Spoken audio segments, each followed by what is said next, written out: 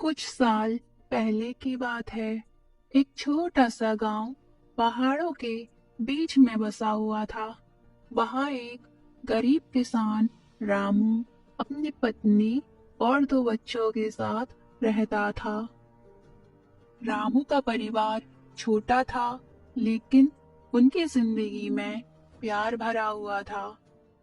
रामू उसके पास जमीन का एक छोटा सा टुकड़ा था, जिस पर वह खेती किया करता था। खेती करने में भी रामू को बहुत सारी मुसीबतों का सामना करना पड़ता था। कभी कभी भारी वर्षा, कभी आसमान से टपकती कड़कती धूप, हर साल तो कभी सूखा। इस साल भी रामू के खेत में बारिश न होने के कारण पानी की भारी कमी थी, जिससे फसलें सूख रही थी।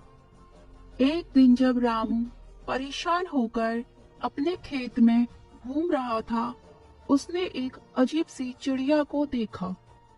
वो चिड़िया कुछ अलग सी थी। उसके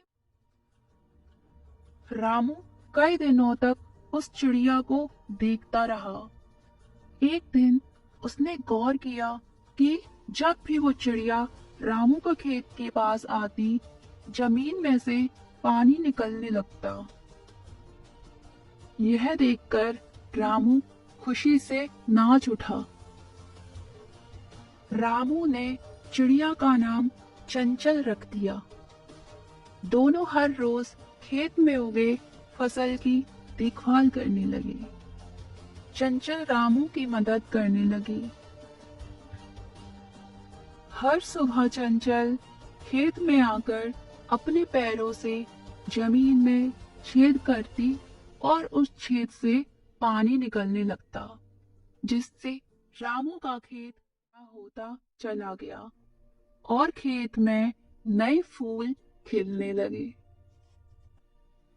यह सब देखकर रामू और उसका परिवार खुशियों से भर गया। पर कुछ लोगों ने देखा कि रामू का खेत कैसे इतना फल फूल रहा है, जिससे उनको जलन होने लगी। गांव के लोग और जमींदार ने रामू को धमकी दी कि अगर उसने अपनी खेती का रहस्य उनको नहीं बताया, तो वो लोग रामू के खेत को बर्बाद कर देंगे। जिससे रामू काफी डर गया, पर चंचल ने रामू को हिम्मत दिलाई और उसका साथ देती रही।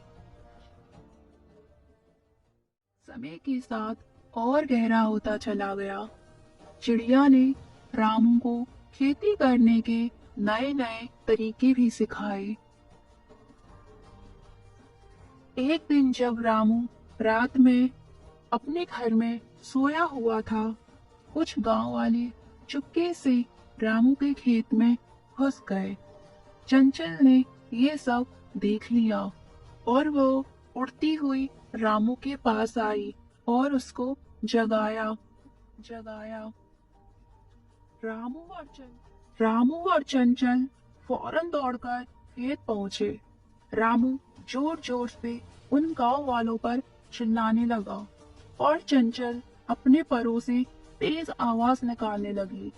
दोनों ने मिलकर खेत में शोर मचा दिया, जिससे दुश्मन डर के मारे खेत से बाहर भाग निकले। और इस तरह रामू चंचल की मदद से दिन ब दिन अमीर होता चला गया।